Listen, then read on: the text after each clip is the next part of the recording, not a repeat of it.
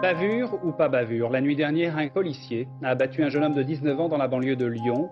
Avec 3 camarades, ils étaient à bord d'une voiture volée.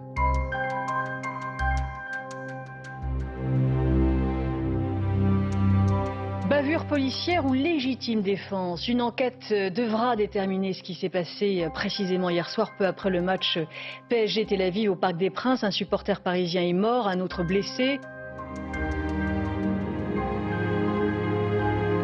Le policier qui a tué un jeune homme de 19 ans à la sortie d'un bar à Pantin vendredi soir est inculpé d'homicide involontaire. Il a été suspendu immédiatement de ses fonctions. Je me retourne et bien sûr je vois l'attroupement, une personne à terre et tous les autres qui donnent des coups de pied dedans, à la personne à terre. Ils ont commencé à prendre leur ceinture, des bâtons, des panneaux de signalisation, tout ce que vous voulez, tout ce qui traînait et à avancer sur nous, sur moi et sur le petit jeune. Et puis j'entends des pierres qui déboulaient de la colline. Je dis aux collègues, bon ben tu restes à la voiture, je vais m'avancer, je vais voir si je peux en attraper un ou l'autre. J'ai recrié police pour les tenir à distance parce qu'ils étaient quand même menaçants. J'ai sorti l'arme pour les tenir en joue. Je les tenais à distance et je leur disais que j'étais policier et qu'il fallait qu'ils reculent. Et à un certain moment, j'entends quelqu'un qui me crie « Arrête ou je te sèche ». J'ai vu une ombre arriver sur moi et là j'ai tiré. Je tire une balle. Et la balle a atteint la victime en plein cœur.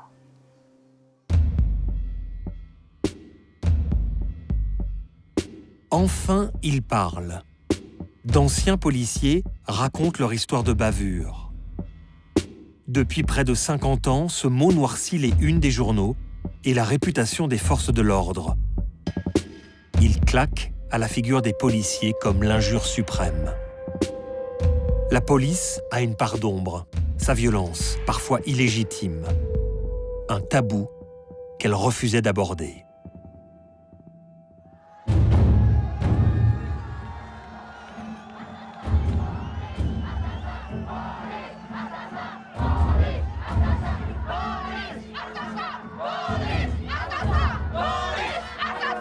C'est ce genre de truc qu'on répand.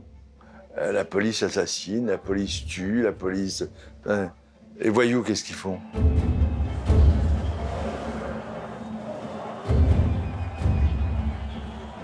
Les policiers ont le monopole de la violence légale. C'est-à-dire qu'ils ont le droit d'utiliser la force pour obtenir ce que les individus refusent.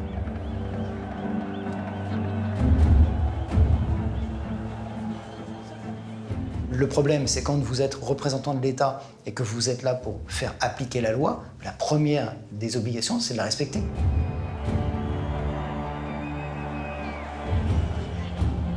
Dans des dossiers de violence illégitime émanant des forces de l'ordre, j'ai arrêté aujourd'hui de promettre à mes clients qu'une justice normale sera rendue.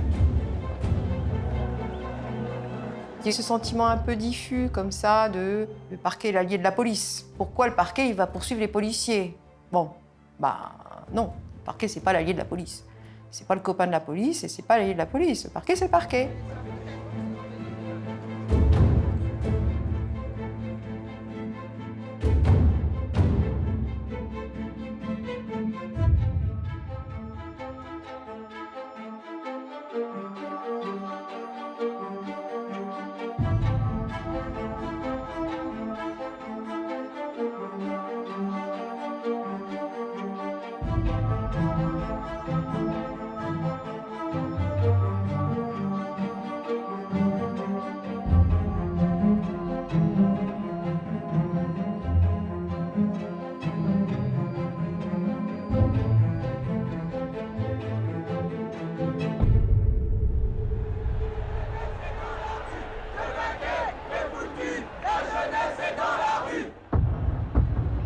Une affaire va devenir le symbole absolu des violences policières.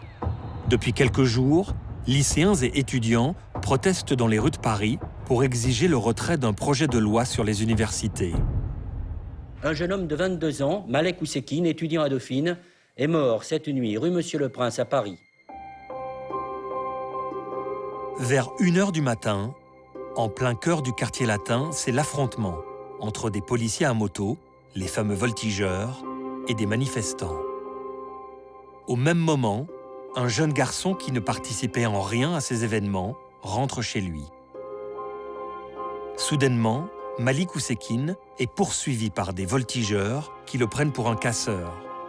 L'étudiant pense trouver refuge dans ce hall feutré, mais des agents frappent le jeune homme, le laissant agoniser dans ce sas de verre et d'acier. Le SAMU tente de le réanimer. Malik Oussekine va mourir dans l'ambulance qui l'emmène à l'hôpital. En quelques heures, la mort de Malik Oussekine indigne le pays et devient une affaire d'État. La mort de cet étudiant pose des questions. À vous, monsieur le ministre, et la nation attend de vous des réponses. Votre rôle est le maintien de l'ordre dans notre pays. Or, vendredi soir, on a vu la police frapper. Un homme est mort. Pourquoi, monsieur le ministre de l'Intérieur?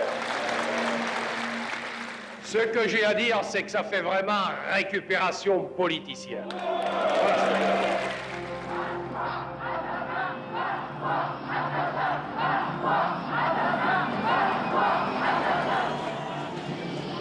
Sous la pression de l'opinion publique, le bataillon des voltigeurs va être dissous. On appelait les voltigeurs, c'est-à-dire des motards, des motos de trial, des motos de cross, avec le gars qui pilote et derrière un gars avec un bâton qui tape.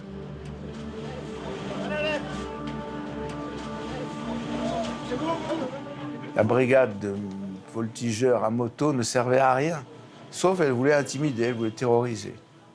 Moi, quand j'ai visité le garage de moto de la préfecture de police, on m'a expliqué ce que c'était, j'ai interdit d'utiliser cette méthode. Jamais une affaire de violence policière n'avait suscité autant d'émotions populaires en France, à tel point qu'elle a effacé des mémoires un autre drame qui s'est passé non loin de là, dans un bar de Pantin, quelques heures plus tôt.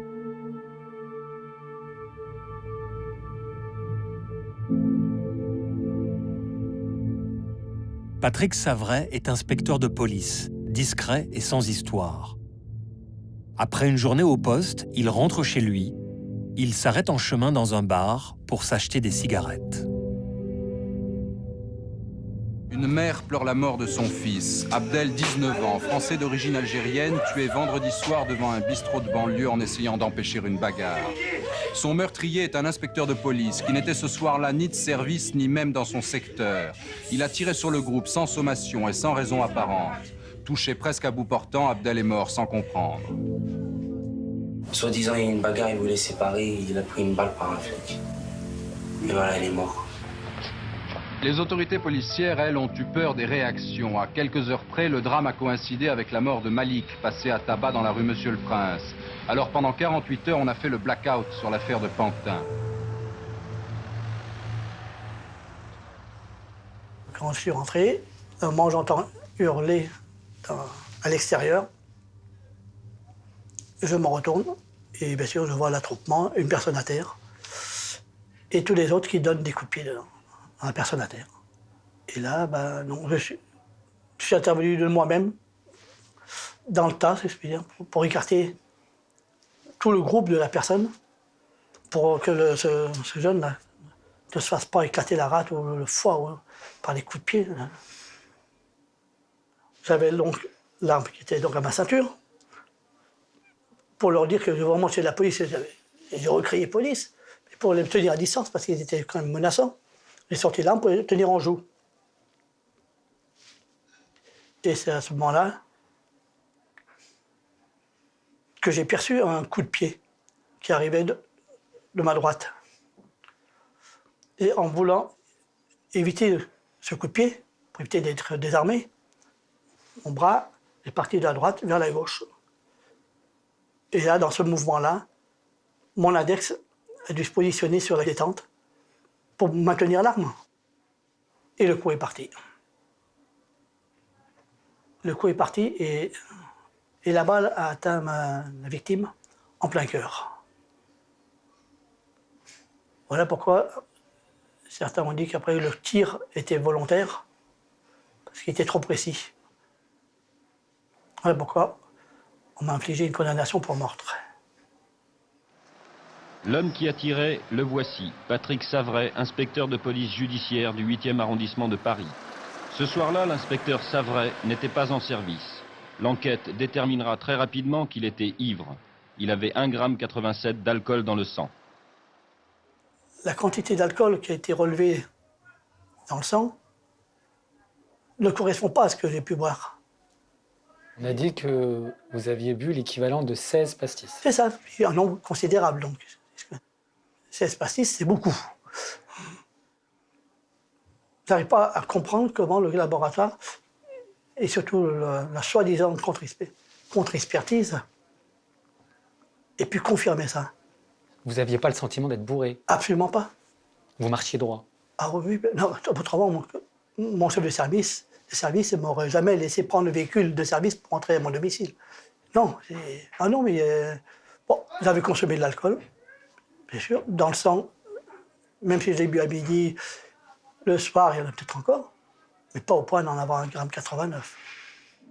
Inculpé d'homicide volontaire, l'inspecteur Savret risque la peine maximum, la réclusion criminelle à perpétuité.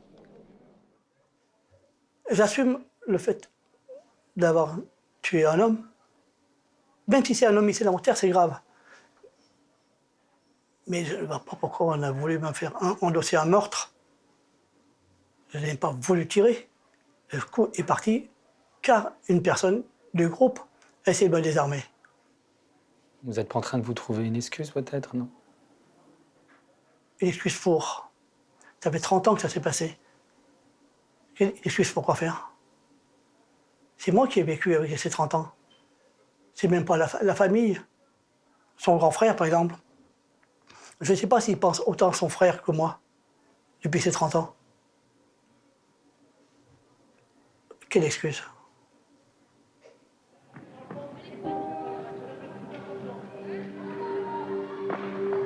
En travaillant sur place comme agent technique d'information et d'accueil, on en apprend tous les jours. Avant, je discutais pas tellement avec les gens. Maintenant, franchement, j'adore discuter avec les gens. Parce qu'on peut converser. Il y a des gens avec qui on peut parler, il y a des gens avec qui on ne peut pas parler, mais il faut qu'on parle avec eux, parce que c'est notre travail.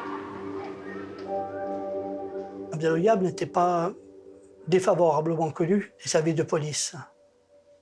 J'ai appris pendant l'instruction qu'il travaillait ou qu'il allait travailler au Cité de la Science, d'après mes souvenirs.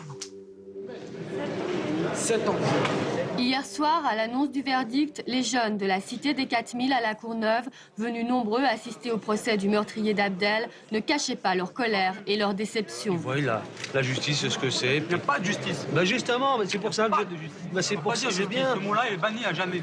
Il a donné 7 ans pour nous calmer. Il a perdu son fils, Abdel, 19 ans, un homme qui a pris 7 ans seulement. Voilà ce que vaut la vie d'un jeune homme de 19 ans. 7 ans. J'ai même pas réagi donc à l'énoncé du jugement. Pour moi, j'étais même plus là, j'étais au-dessus. Parfois, ça m'a pensé à certaines personnes qui relatent leur expérience de la mort, qui disent qu'ils ne sont pas là, ils sont au-dessus, ils voient leur corps sur le champ d'opération, mais eux, ils ne sont pas là. Ça donne la même impression. Les gens voulaient une peine exemplaire, ils considéraient qu'il y avait trop de victimes des forces de police. Donc, il fallait une peine exemplaire. J'aurais pu être condamné à 15 ans, s'il avait été au bout de leur logique, mais bon, ils m'ont infligé 7 ans seulement. Vous êtes resté combien de temps en prison? 4 ans et demi. Bon, j'ai eu la chance d'être incarcéré à Fleury-Mérogis, à l'isolement. J'étais avec d'autres policiers qui étaient là pour différentes choses. Certains pour assassinat, d'autres qui s'étaient trompés de métier, qui étaient braqueurs. Vous êtes resté 4 ans et demi à l'isolement? Ouais. C'est difficile. Le verdict du procès des 2 policiers responsables de la mort de Malik Oussekine est tombé hier soir. Ils ont été tous les 2 condamnés avec sursis. 5 ans pour le brigadier Schmitt qui n'avait jamais reconnu les faits et 2 ans pour Christophe Garcia qui, lui, les avait reconnus. Pour la mort de Malik Oussekine, les 2 voltigeurs ne sont condamnés qu'à une peine de prison avec sursis. Pourquoi ? C'est la même question qui hante chaque affaire de violence policière. Le sentiment d'une impunité pour les forces de l'ordre se propage froidement. Les juges, en général, dépendent beaucoup des informations et de l'action des policiers. Ils ont donc tendance, c'est vrai, d'une façon générale, je ne dirais pas être plus indulgents pour les policiers ou pour les gendarmes que pour le commun des mortels, mais à considérer que, compte tenu des risques, de la tension, de la violence ambiante, il faut être plus indulgent pour un policier qui s'est laissé aller à des violences injustifiées. C'est vrai, c'est une tendance qu'on peut trouver chez des juges. Il y a aussi des juges dont c'est l'opinion exactement inverse, qui considèrent que plus un homme ou une femme, plus un agent public dispose de moyens de coercition, plus on doit être exigeant vis-à-vis de son comportement. Est-ce que d'après vous, le policier est un prévenu comme les autres? Le policier est-il un prévenu comme les autres? Ben oui. Enfin, ici, oui. Il n'y a pas de différence. Peut-être que la différence, elle se trouvera au niveau de la condamnation, si condamnation il y a. Parce que là, on dira, non seulement vous avez commis des faits de violence, mais en plus, vous êtes policier. Donc c'est une circonstance aggravante. Ben oui, dans les textes, c'en est une. Il n'y a pas d'impunité vis-à-vis des policiers, mais il peut y avoir un sentiment d'impunité résultant de plusieurs dossiers qui auraient mérité, selon moi, des poursuites judiciaires beaucoup plus rapides et des condamnations beaucoup plus significatives. Comment ça se mesurerait une telle impression? À quoi ça se mesure? Par des condamnations avec sursis quand il y a des faits de violence très graves. Mais ça c'est dans le fantasme.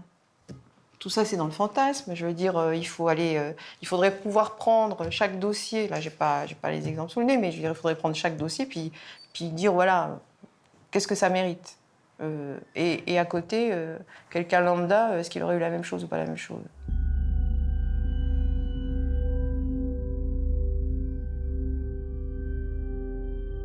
Ici, en fait, on essaye de vaincre un discours qui est « ça sert à rien de déposer plainte parce qu'il ne se passe rien ». Mais si, il faut déposer plainte. Parce que même si ça aboutit admettons que ça aboutisse à un classement sans suite, ou que ça aboutisse à une relaxe devant le tribunal, c'est quand même une affaire qui aura été signalée. Et je veux dire, elle ne sera pas tombée dans l'oreille d'un sourd. C'est-à-dire que le parquet, il va être vigilant aussi. Si jamais, je sais pas moi, il y a une autre plainte de quelqu'un d'autre qui est déposée contre ce même policier que celui pour lequel l'affaire a été classée sans suite, forcément, on va, voilà, là, du coup, on va peut-être se poser des questions et être attentif. Donc, ça a un intérêt, même si ça n'aboutit pas à des poursuites, il faut absolument dénoncer.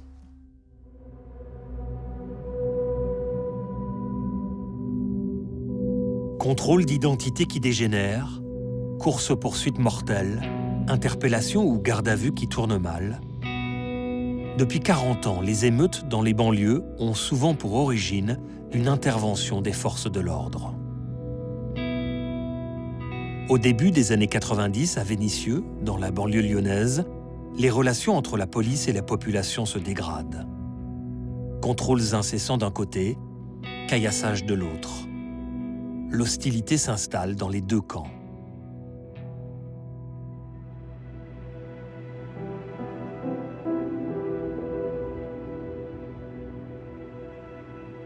À cette époque, Jean-Marc Nègre est brigadier-chef au commissariat des Minguettes. Apprécié de sa hiérarchie et de ses hommes, il a vu progressivement un malaise s'installer entre la police et les jeunes. Lui, qui n'a jamais été un adepte de la répression, va commettre l'irréparable un soir d'hiver 1993. L'histoire commence l'après-midi par un banal vol de voiture dans la banlieue lyonnaise à Bron. Le véhicule avec 4 hommes à son bord est repéré le soir même par une patrouille de 2 policiers à Vénissieux dans le quartier des Minguettes, juste à côté de Saint-Fond. On se trouve dans la rue principale des Minguettes. Et on voit un attroupement avec un véhicule au milieu, il y avait une vingtaine de jeunes. Je tourne en direction de ce véhicule et à notre approche, les jeunes nous voient. Là, tout le monde remonte, ils ferment les portes, ils démarrent sur les chapeaux de roue. Donc on soupçonnait de suite que c'était un véhicule volé ou qu'il y avait quelque chose de pas normal. Et ils traversent la Nationale 7 à plus de 100 à l'heure. Donc j'avais mis le gyrophare et puis on se met à poursuivre la voiture en direction de Saint-Fond. C'est sur cette route de Saint-Fond, en bordure d'une voie ferrée, que 4 jeunes, pourchassés par une patrouille de police, abandonnent une voiture volée hier soir, peu après 21h15. Ils tentent de s'enfuir en grimpant une petite falaise. À cet endroit-là, nous sommes en bas du plateau. Sur la gauche, la voie ferrée qui fait Lyon-Marseille. Il y a une usine de retraitement des eaux là derrière. Sur la droite, c'est une colline qui est boisée avec des acacias. Enfin, c'est un no man's land un petit peu.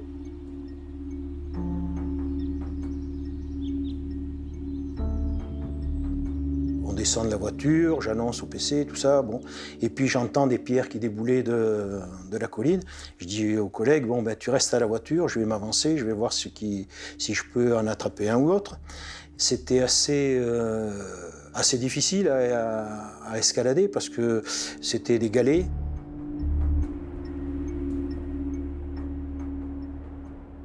J'entendais du bruit au-dessus de moi. Et à un certain moment, j'entends quelqu'un qui me crie « Arrête ou je te sèche ». Alors je lève les yeux, je regarde, je vois une tache... il était 21h30 quand même le soir, le 27 décembre, donc il ne faisait pas bien jour. Je vois une tache un peu orangée et il me semble voir qu'il avait quelque chose dans la main. Dans mon esprit, je me suis senti en danger. J'ai dit, il va me tirer dessus, je ne sais pas, enfin, c'est ce qui m'est venu. Ma première réaction, je sors mon arme, qui était un manurin à l'époque, je tire une balle et je ne vois plus personne. Je remets mon arme à l'étui et puis je continue à monter, je monte. Et à un moment donné, j'arrive au pied de la colline, je vois une personne. Instinctivement, si vous voulez, j'ai reconnu la personne qui m'avait menacé. Il est allongé par terre, le visage en sang. On le descend jusqu'en bas. En bas, on voyait qu'il ne bougeait pas quand on était au bord de la route, à côté du véhicule. Donc je dis à mon collègue, là, appelle le PC, appelle une ambulance, le SAMU, machin. On a un souci. Et puis... c'est là qu'en essayant de lui porter les premiers soins, on s'est aperçu qu'il était décédé. La victime allait avoir 20 ans et sa famille parle de bavure. Selon elle, Mourad n'était pas du style à menacer un policier. Il aurait pu tirer en haut juste pour l'impressionner, il serait resté, il n'aurait pas bougé. Vous lui tirez dans les jambes pour pas qu'il s'enfuit, mais là, le tuer, c'est... Quand je me suis aperçu qu'il était décédé, j'ai compris tout de suite que j'avais dû le toucher quelque part avec mon arme quand j'avais tiré. Et j'étais un petit peu dans un état second quand même, il faut bien le dire. Donc la procédure s'est enclenchée, le commissaire de permanence, l'IJPN, enfin toute la procédure normale de la police. L'enquête a été confiée à la police des polices. Demain, le parquet devrait ouvrir une information judiciaire. Avec cette question, le brigadier chef était-il ou non en état de légitime défense? La suite de l'histoire, c'est que cette personne n'était pas armée et que quelque part, même s'il m'a menacé, c'était sûrement des paroles en l'air, quoi. Et les faits ont été vérifiés. Je l'ai bien touché sur le côté, dans le dos. C'était dans le dos. Le côté du dos, mais enfin, c'est le dos. Donc, quelque part, après, il y avait une faute de ma part. Des fleurs et une couronne de louanges muettes à la mémoire de Mourad Chir qui habitait ici. Cet après-midi, les jeunes du quartier de Bron-Parilly ont choisi le silence pour manifester leur colère. Pour ses amis qui sont allés demander justice à la mairie de Bron, il a été victime d'une bavure policière. Ils vont étouffer l'affaire. Il va être peut-être muté ailleurs, avec du sursis. Voilà, c'est tout. C'est pour ça que les jeunes, ils sont vraiment pas contents, quoi. La famille de Mourad a lancé un appel au calme. La nuit dernière, 7 jeunes ont été appréhendés à Bron après des bagarres avec la police.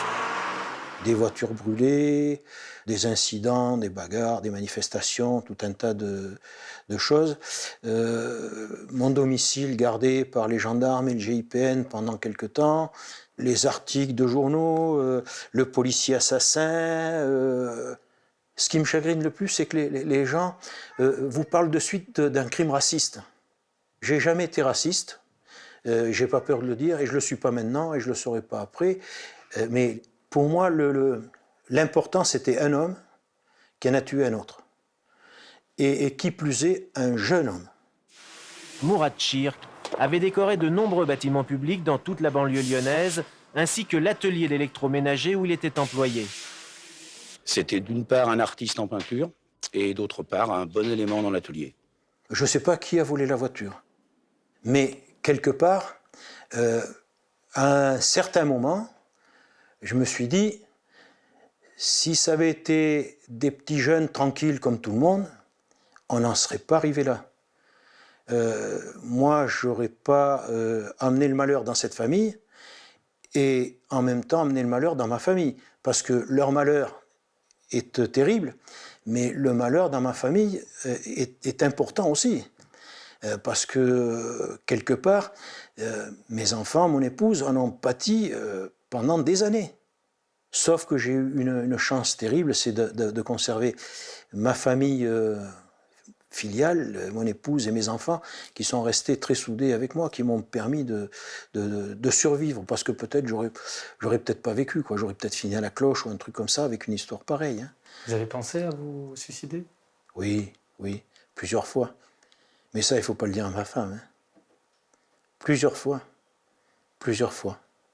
C'est pour ça que j'ai souhaité avoir un suivi psychologique pendant longtemps. Ça a été plusieurs fois des idées qui m'ont effleuré l'esprit et auxquelles j'ai pensé très fortement. Ne serait-ce que pour soulager les miens. Soulager les miens. J'ai pris des médicaments pendant longtemps. J'ai passé 20 ans de ma vie à ne pas pouvoir dormir la nuit.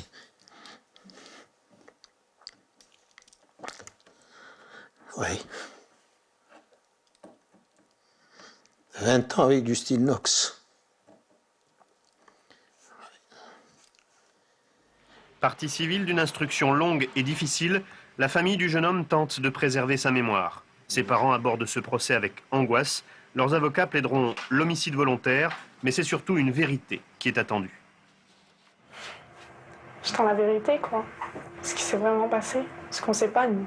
C'est pas tout à fait ce qui s'est passé. On ne sait pas exactement ce qui s'est passé. Nous sommes une famille, toute une famille unie qui souffre de l'absence à la fois d'un frère et d'un fils merveilleux. Mais maintenant, l'affaire est entre les mains de la justice, alors que justice soit faite. L'instruction n'a retenu ni la thèse de la légitime défense, ni l'intention de tuer. Jean-Marc Nègre, policier bien noté, resté en service jusqu'au printemps dernier, sera donc jugé pendant 3 jours pour répondre à une question. Pourquoi a-t-il tiré sur Mourad Chir? Je pensais être un bon flic qui avait fait son métier avec passion et qui d'un seul coup, en une seconde ou une seconde et demie, avait remis en cause 30 ans de sa vie professionnelle. J'étais pas un bon policier, j'avais été un policier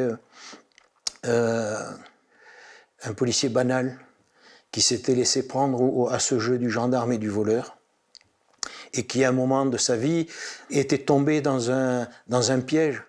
Pas de légitime défense pour le brigadier chef Jean-Marc Nègre. Les jurés de la cour d'assises du Rhône ont rejeté sa version des faits en le déclarant coupable de coups, violences et voies de fait volontaires ayant entraîné la mort sans intention de la donner. Sa peine, 5 ans de prison avec sursis. Pour vous, c'était une peine juste? Pour moi, c'était une peine inespérée, je dirais. Quand vous tuez quelqu'un avec une balle dans le dos, par une opération du Saint-Esprit, la légitime défense est difficilement défendable. Hein. Le plus important, c'est qu'il a été reconnu coupable et que la vérité a été dévoilée et que tout le monde a su que Mourad, mon frère, n'était pas un délinquant. Il n'avait rien à faire dans cette affaire. Est-ce que pour vous, c'est une bavure? Oui, tout à fait. Tout à fait. C'est une bavure. Personne ne peut dire que ce n'est pas une bavure. Je voudrais pouvoir effacer mon nom de cette bavure. Mais ce n'est pas le cas. Je ne peux pas. Je ne peux pas. Alors je l'assume. Je l'assume. Pas facilement, mais je l'assume.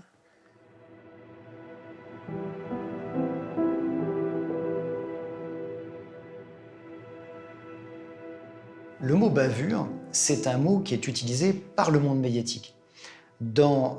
Chez les techniciens, l'avocat que je suis, ou dans les écoles de police, ou dans les écoles de gendarmerie, on n'utilisera jamais le mot bavure. On utilisera le mot de violence. Cette violence peut être légitime et elle peut être illégitime. Elle est légitime lorsqu'elle est conforme au cadre légal, c'est-à-dire lorsque les coups sont portés soit parce qu'il y a une autorisation de la loi, soit dans le cadre de la légitime défense. Elle devient illégitime lorsque le policier a un accès de violence qui n'est pas justifié par une cause réelle. Ce que l'on poursuit, c'est ce qui n'est justement pas légitime, c'est-à-dire là où la violence, je dirais, nécessaire, n'était pas utile, et où elle est, entre guillemets, gratuite.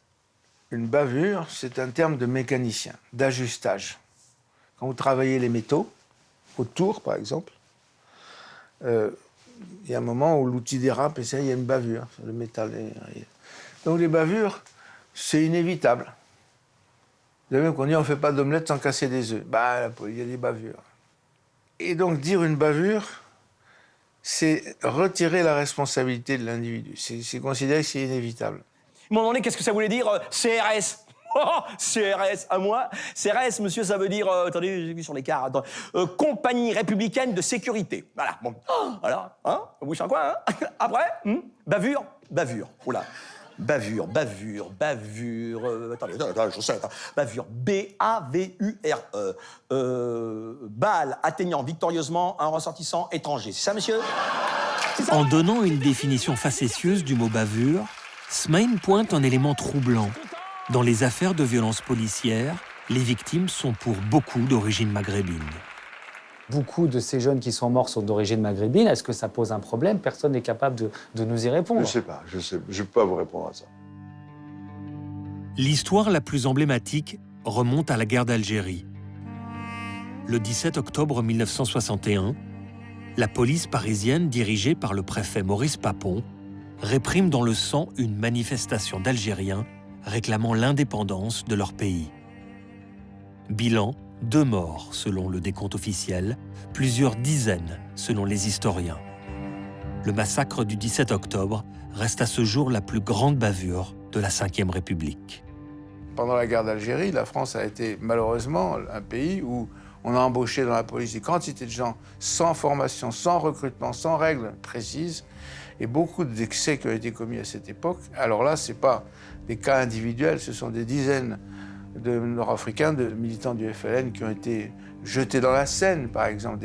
C'était un degré de violence inouï. Il y avait même un entraînement des forces de l'ordre à être violents pour intimider et pour faire peur. Et là, on sort du domaine d'une police démocratique pour entrer dans le domaine. C'est une époque où la France n'était pas un pays démocratique vraiment jusqu'au bout. Je suis entré dans la police en 78 et dans les années après 90, j'entendais des fonctionnaires de police parler de melons, quand ils parlaient des Maghrébins. Et c'était des garçons qui n'avaient manifestement pas connu la guerre d'Algérie. Et donc je me suis interrogé sur ce vocabulaire de flic, sur ce sous-langage policier, et effectivement d'où ça venait ça? Parce que c'était un mot qui était véhiculé depuis la guerre d'Algérie et qui transmettait de policier en policier. Et en fait, j'avais lu une étude qui était assez amusante sur l'origine des commissaires de police sociale. Et il y a il y avait, sachant maintenant, à mon époque, une surreprésentation des garçons d'origine pied noir. Il y a, peut-être de manière latente, de manière rampante, de manière non expliquée, dans la culture policière, comme dans la culture militaire, une mémoire de la guerre d'Algérie. Et de la même manière, et alors si cette mémoire elle s'est transmise du côté des institutions, elle s'est transmise aussi de l'autre côté. Est-ce là l'une des clés de compréhension? Et si ce rapport difficile entre une partie de la police et de la population d'origine maghrébine trouvait toujours sa source dans la guerre d'Algérie? Inconsciemment, les effets des guerres coloniales ne se perpétueraient-ils pas encore aujourd'hui? Est-ce que, d'après vous, la police est raciste? Ça veut rien dire, ça. Non, d'après moi, la police n'est pas raciste. Ça veut rien dire. Excusez-moi, c'est une question qui n'a pas de sens. La police, c'est 120 000 personnes. Il y en a probablement des fonctionnaires qui le sont moins ou plus que d'autres. Il y a des gens qui ont des sensibilités différentes. Mais justement, l'appartenance à ce corps, la hiérarchie doit faire en sorte que dans le maintien de l'ordre, on n'exprime pas des idées personnelles, mais on fait respecter la loi. C'est ça. Et la loi ne permet pas d'être raciste. Mais d'une certaine façon, quand on emploie les forces de police de façon discriminatoire à l'égard de certaines catégories sociales de certains quartiers, alors on fabrique du racisme. Dans tous les dossiers que je traite, je refuse le soutien, l'appui, l'aide d'associations qui souhaiteraient mettre en avant l'aspect raciste de tel ou tel dossier. Je pense qu'en dénonçant parfois, à tort, du racisme dans le cadre de dossiers de violence illégitime, je pense que ça affaiblit considérablement certaines accusations.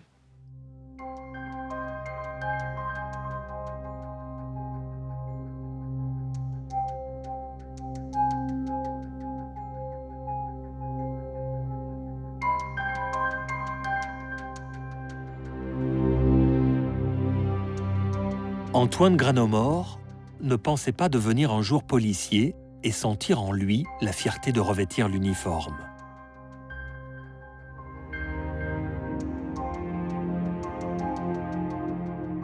Un soir de 2006, alors qu'il est affecté à la sécurité du Parc des Princes à Paris, il va devoir sortir son arme pour protéger la vie d'un jeune supporter. Derrière les portes de son hangar RATP, le corps d'un homme de 25 ans. Il est 3 h du matin, porte Saint-Cloud. Quelques heures plus tôt, ce supporter du PSG a été abattu par un policier en civil dans des conditions qui restent floues.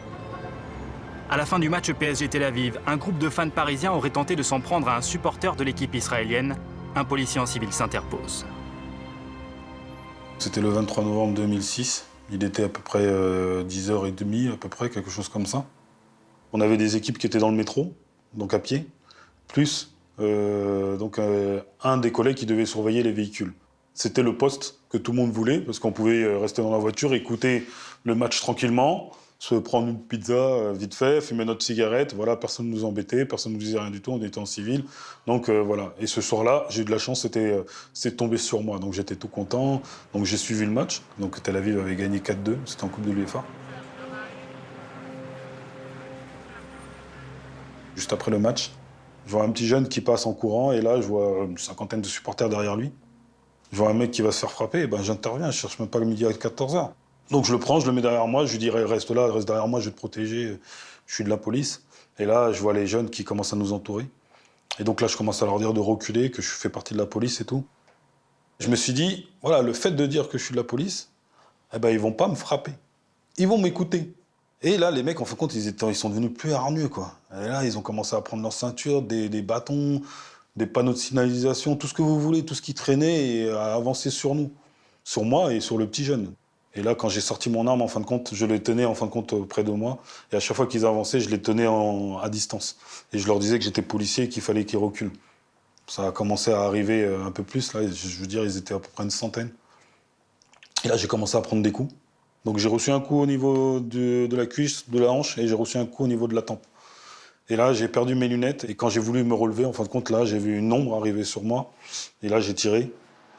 Le projectile transperce le poumon d'un premier supporter grièvement blessé et va se loger en plein cœur de celui qui se trouve juste derrière lui. Quand j'ai tiré, je ne savais pas si j'avais touché quelqu'un, je ne savais pas ce qui s'était passé. Mais en tout cas, le petit jeune qui était derrière moi que je protégeais, Yaniv, donc lui, il m'a récupéré, il m'a pris. Et là, on est parti, il m'a ramené dans le McDonald's. Les gens du McDonald's qui étaient assis là, je leur ai dit que j'étais policier. Ils sont tous allés se protéger à droite à gauche. Moi, je suis resté en fin de compte au milieu du McDo.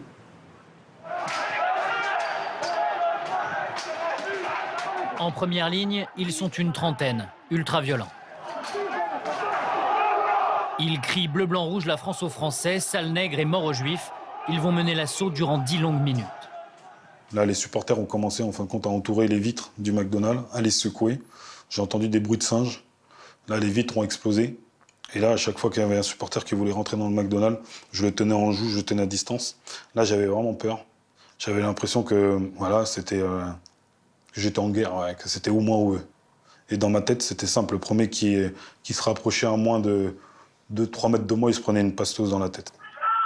Les images sont de mauvaise qualité, mais elles permettent de comprendre. Le policier a déjà tiré. Il se réfugie dans le restaurant avec le supporter qu'il protège. Les hooligans, très vite une centaine, nullement intimidés par l'arme que l'on distingue dans les mains du policier, commencent à cerner l'établissement. Ils auront le temps de défoncer les vitrines avant l'arrivée des secours. Et c'est après que là, le renfort est arrivé. Donc là, les mecs, ils se sont dispersés. Après la dispersion des assaillants, les CRS découvrent les deux victimes étendues sur le trottoir. L'un est déjà mort, l'autre grièvement blessé. À l'intérieur, le policier qui a tiré, ici revêtu d'un pull en laine beige et d'un bonnet, raconte le déroulement des faits. Une version corroborée par les premiers témoignages. J'ai pu, moi, me calmer. Là, on m'a dit qu'il y avait un mort. Donc je me suis effondré. Et après, on m'a dit qu'il y avait un blessé.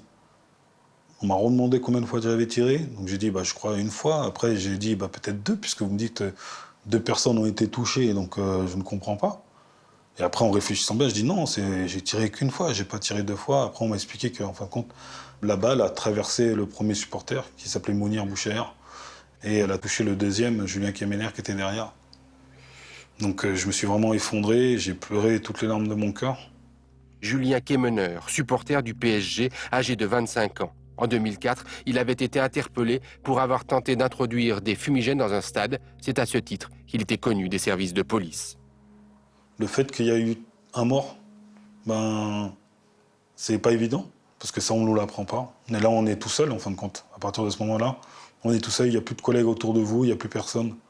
Vous pensez à votre famille, vous pensez à tous ceux qui vous entourent, et vous vous dites, merde, comment ça va se passer par la suite? Donc c'est dur, c'est pas évident. Moi, j'ai fait de la garde à vue ce soir-là. J'ai voulu me pendre. J'étais assis, j'étais sur le lit, là, il y avait un gros spot sur ma tête. Mais j'ai regardé cette lumière-là, et ouais, j'ai voulu me pendre, parce que je me suis dit, putain, merde, je vais faire 20 ans à Fresnes ou à Fleury. Surtout en tant que flic. Putain, mais non, c'est pas possible. Non, c'est pas possible. C'était dur de se passer de l'autre côté de la barrière, alors qu'on sait que quand même, on a fait notre métier. Moi, comme j'ai dit, moi, ce soir-là, moi, je faisais mon métier. Par contre, les supporters, qu'est-ce qu'ils faisaient là? C'est pas moi qui suis venu vers eux, c'est eux qui sont venus vers moi. Que justice soit faite. Unis derrière cette banderole, 1 millier de supporters parisiens. La majorité est issue de la sulfureuse tribune Boulogne du Parc des Princes. Mais ce matin, tous ont défilé dans le calme. Beaucoup ici ne croient pas à la thèse de la légitime défense après la mort de Julien Kemener, 25 ans, tué il y a 10 jours par un policier en civil. Qu'on respecte sa mémoire, qu'on arrête de dire que c'était un néo-nazi, qu'on arrête de dire que c'était un hooligan. Moi, je sais ce qu'il était, ce qu'il valait. Les gens autour de nous aussi le savent. Le problème d'hooligan, c'est alors là vraiment où mon fils faisait partie de certains clubs extrémistes. Alors là, je peux vous assurer que c'est complètement faux. Ce n'est pas du tout l'optique de notre famille. La famille pourrait déposer plainte contre le policier. Pour la famille de Julien Kemener, vous avez fait une bavure. Pour eux, oui, pour eux, j'ai fait une bavure. Pour vous, c'est une bavure? Non, c'est pas une bavure pour moi. Pour moi, j'étais en l'état de légitime défense. C'était ou moi ou eux. Oui, j'avais pas le choix. Ce jour-là, je veux dire, j'ai sauvé ma peau. Après, j'ai appris qu'il y avait quand même quelques policiers qui m'ont vu, qui ont vu un noir armé, mais qui n'ont pas intervenu. Donc, qu'est-ce que vous voulez que je vous dise? Moi, j'en sais rien, je sais pas. Et je leur en veux à tous ces collègues-là, parce que je me dis, s'ils étaient intervenus, jamais j'aurais tiré. Jamais j'aurais tiré. Après, je m'en suis voulu pendant un moment. J'étais en dépression, ça n'a pas été évident. Pendant 1 an, je dormais, je me réveillais dans la nuit. J'étais obligé de prendre des anxiolytiques. Je suis allé voir à peu près, 8 psychologues, psychiatres, jusqu'au jour où je suis tombé vraiment sur une psychiatre, et je la remercie quand même, qui m'a enfin expliqué que j'y étais pour rien. C'est ça, en fin de compte, il fallait que j'entende ça, que j'y étais pour rien, parce que je pensais que c'était de ma faute, que c'est vrai qu'à l'intérieur de nous-mêmes, on se dit, ouais, c'est de notre faute si on a tué quelqu'un. Et elle m'a expliqué, cette dame, que j'y étais pour rien. Elle m'a juste sorti cette parole-là, et ouais, ça m'a fait du bien.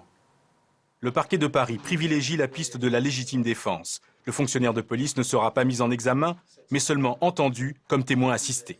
Il a actionné volontairement son arme, s'estimant lui-même et la personne qu'il protégeait en état immédiat de danger et de danger important. La procédure judiciaire aura duré 5 ans et la justice a rendu un non-lieu en 2011. Oui. Donc il n'y a pas eu de procès. Et la justice a reconnu votre légitime défense. Oui. 5 ans, c'est long. C'était très long. C'est pas évident de vivre avec ça, c'est pas évident de se dire que derrière, il y a quand même une famille qui a perdu un enfant. Et par rapport à ça, je voulais leur dire aux parents de Julien que je suis désolé que leur fils se soit retrouvé là ce jour-là. Mais que c'est pas... que j'y suis pour rien, quoi.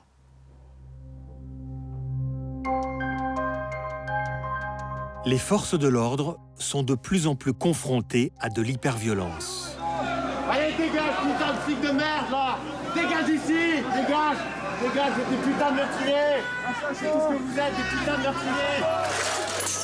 Les policiers se retrouvent directement menacés par des manifestants dans des situations parfois intenables. Cette foule, elle vise les policiers comme représentants de l'État. Donc ils incarnent l'État et ils reçoivent toute la violence que la foule veut déverser sur l'État.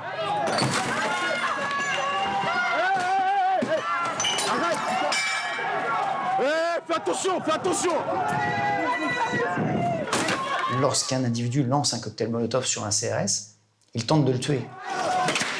On pourrait y riposter, ce que les policiers français ne feront jamais, parce que ça n'est pas du tout dans la culture de la police française de causer des lésions à un manifestant.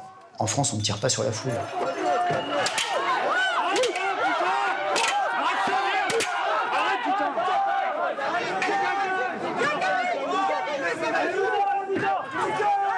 Oh, c'est chaud! Oh, ça prend feu, ça prend feu! C'est un métier très dur et à certains moments très stressant. Ce n'est pas une excuse pour la violence, c'est une explication. Et pour affronter des situations de stress, il faut y être préparé. Et être préparé comment? En sachant que sous l'effet du stress, on peut prendre la mauvaise décision, on peut abuser de sa force, on peut avoir tendance, et c'est souvent le cas malheureusement, à vouloir se venger. Ah, il m'a emmerdé, il m'a traité d'enculé, il m'a traité de ceci, il faut une baffe, etc. Et que lui retirer l'idée de la vengeance, lui retirer l'idée qu'il peut se faire justice à lui-même, c'est facile à dire, c'est moins facile à faire, surtout avec des personnages qui ne sont pas formés. Justement, à chaque bavure, le même débat revient. Les policiers sont-ils suffisamment bien formés? Savent-ils manier leurs armes en toutes circonstances? Ont-ils appris à éviter le geste de trop?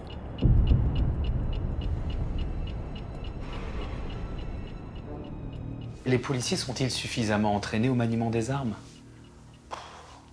Ils sont surtout entraînés à ne pas s'en servir. On verrouille complètement l'entraînement parce qu'on pense qu'en verrouillant les policiers, en les inhibant, on va éviter les bavures. Pour un policier national, il tire 90 cartouches par an, 3 séances de 30 cartouches.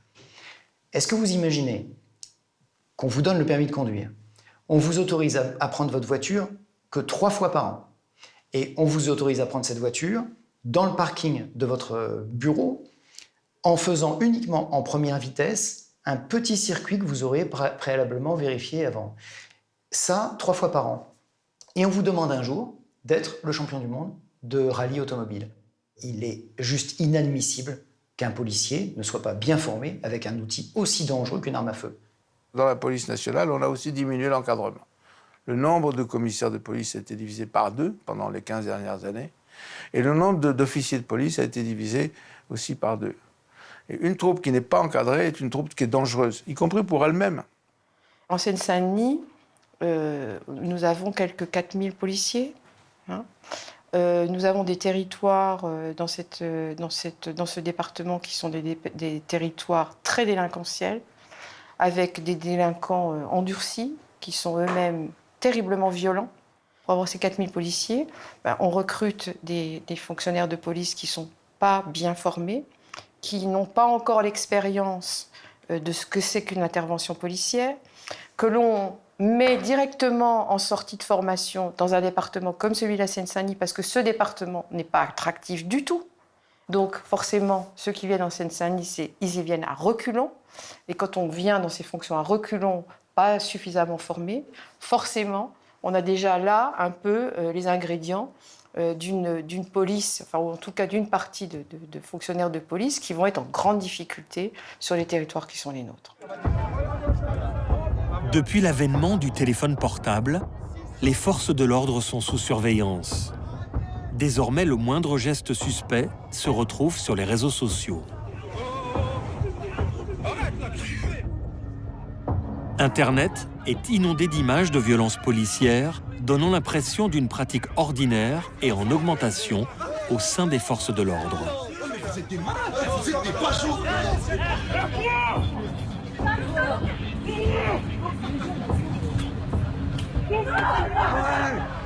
C'est des éléments de preuve qui ne sont pas négligeables, hein, loin de là, hein, loin de là. Il n'y a pas longtemps, nous avions une affaire que nous avions classée sans suite parce qu'on n'avait pas des éléments de preuve suffisants pour départager ce que disait le policier de ce que disait le plaignant. Donc on a classé l'affaire sans suite. Et après coup, on nous a produit une vidéo justement privée par un téléphone portable qui là pour le coup a départagé totalement la parole de l'un contre la parole de l'autre. Et en l'occurrence, c'était la parole de la victime qui venait être confortée par ce qu'elle avait dit. J'ai traité beaucoup de cas où il y avait des vidéos, beaucoup. Et dans beaucoup de ces cas, les vidéos étaient tronquées. On ne mettait sur les réseaux sociaux qu'une partie des vidéos, celle qui concernait l'action de force par le policier, et on l'a jetée en pâture au public en disant que c'était nécessairement une bavure. Et puis quand on voyait l'ensemble de la scène, l'ensemble du dossier, et qu'on se faisait remettre la vidéo dans son intégrité, on se rendait compte que le policier ne faisait que riposter à une action violente contre lui. N'oubliez jamais qu'il y a aussi beaucoup de provocateurs qui n'attendent que ça. Parce que qu'est-ce qui déstabilise le plus? C'est pas une manifestation, c'est l'image véhiculée toute la journée par toutes les chaînes de télévision et de radio, repris par la presse, etc., de violences policières. On oublie toujours de dire que elles ne sont pas acceptables, ces violences policières. Mais elles répondent à des violences encore plus graves, qui sont des violences contre la République. Les morts depuis 1947. À chaque fois que je dirai un nom, on criera justice.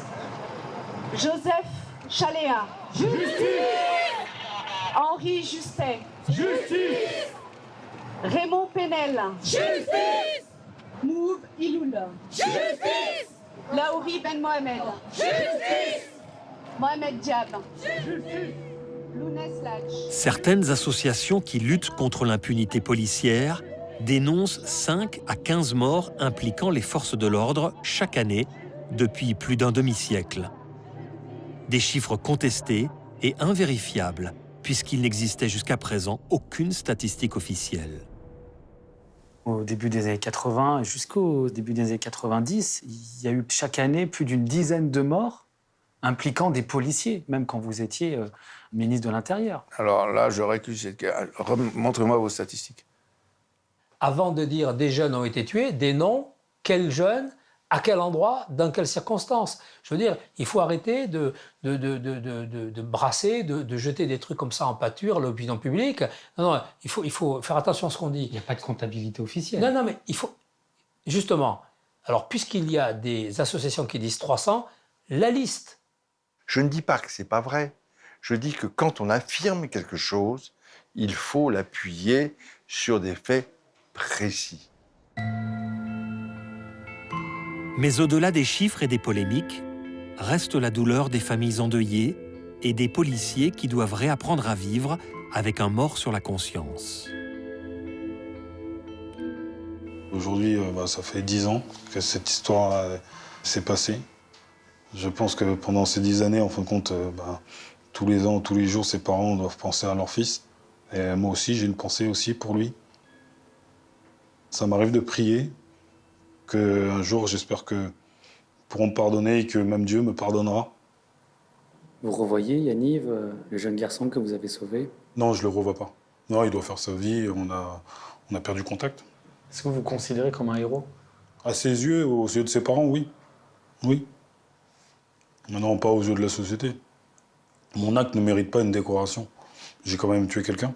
Donc on ne peut pas décorer une personne qui a tué quelqu'un. On n'est pas en temps de guerre. Si on avait été en temps de guerre, là, bien sûr que j'aurais pris une médaille. Mais c'était pas le cas. Donc moi, je veux dire, la seule décoration, entre parenthèses, que j'ai pu avoir, qui m'a fait du bien, c'est quand la mère de Yaniv m'a pris dans ses bras et m'a remercié. Et ça me suffit largement. C'est ma décoration à moi.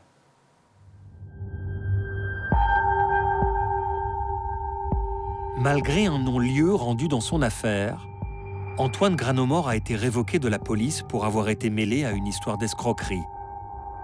Il prépare aujourd'hui le concours pour devenir infirmier.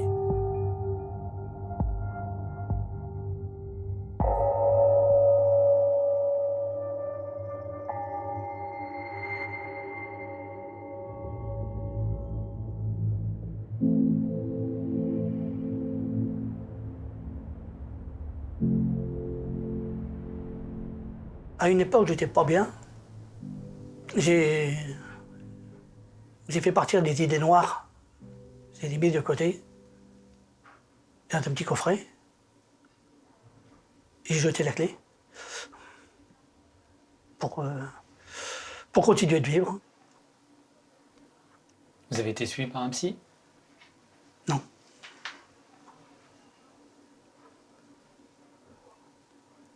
On arrive à se reconstruire après? Je pense y être arrivé. Mais j'ai eu la chance, c'est difficile de dire chance, mais en fin de compte, c'en est une. J'ai connu ma femme, donc après être sorti de prison. Et donc là, oui, ça c'était une chance pour moi.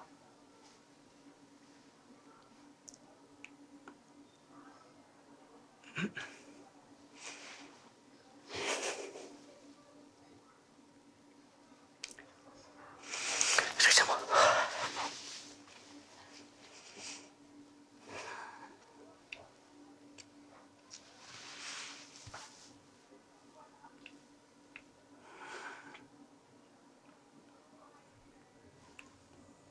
Même si j'ai pas eu d'enfant avec ma femme, mais j'ai pu reprendre une vie normale. Ce garçon, Abdelwan Ben Yahya, vous avez cherché à rencontrer sa famille? Non. Je crois bien que je suis un peu mal reçu quand même. La famille ne comprendrait pas ce que je viendrais faire chez eux. Vous avez eu envie peut-être de lui dire pardon ou dire pardon à sa famille? S'il pouvait m'entendre, eh bien, je lui dirais que je lui demande pardon au nom de la personne qui a essayé de me désarmer. Mais en vos propres noms? Oui. Je lui dirais pardon d'avoir été armé et d'être intervenu pour sauver la vie d'un autre. En sauvant un, j'en ai tué un.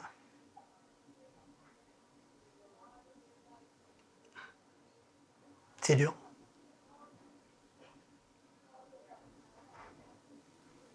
Et que ressentez-vous quand vous voyez que votre nom est associé à jamais à une bavure? Ça fait très mal.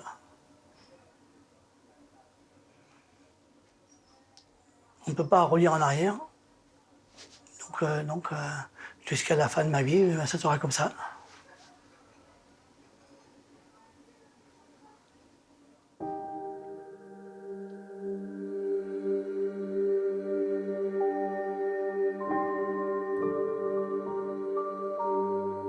Condamné à 7 ans pour homicide, Patrick Savrin a été révoqué de la police peu avant sa sortie de prison. Il est aujourd'hui contrôleur de gestion.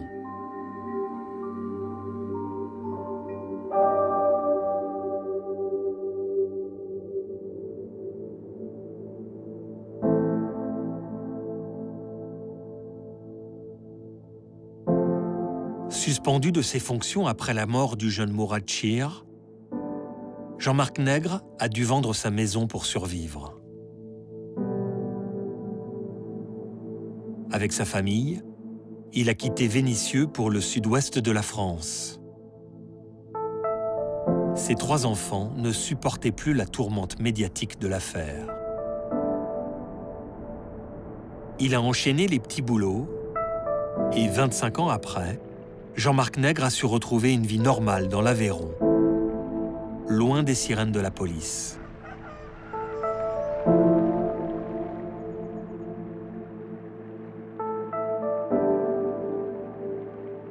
À 70 ans, il est maire de son petit village.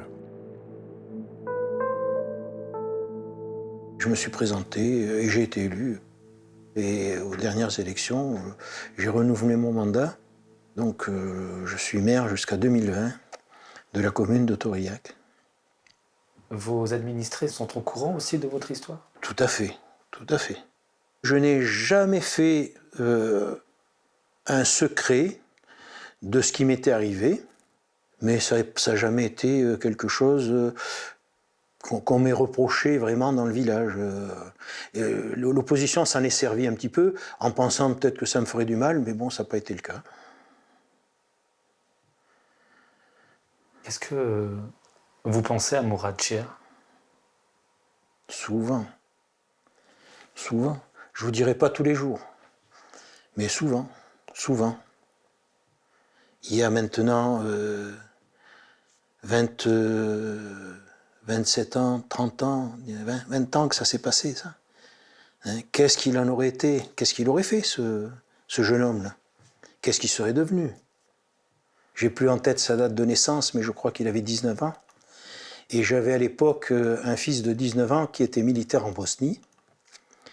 Et j'aurais aimé qu'il soit copain avec mon fils et qu'il aille, qu'il s'engage dans les chasseurs alpins. Il aurait trouvé la camaraderie, la vraie camaraderie, les vrais copains qui sont là quand on a besoin d'eux, pas qui vous poussent dans le mauvais chemin ou qui vous entraînent dans des aventures impossibles. Hein? Malheur, il est enterré en Algérie. Voilà, mais là, on ne peut pas faire revenir. Hein? On ne peut pas. On voudrait être Dieu des fois. Mais bon, on ne l'est pas. On ne l'est pas.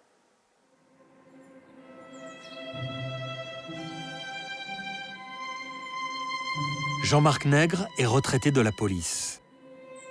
Après sa condamnation à 5 ans avec sursis, il avait souhaité se rendre dans les commissariats pour sensibiliser ses collègues aux conséquences d'une mauvaise appréciation de la légitime défense. Sa hiérarchie ne l'a pas autorisé à faire ce travail de prévention.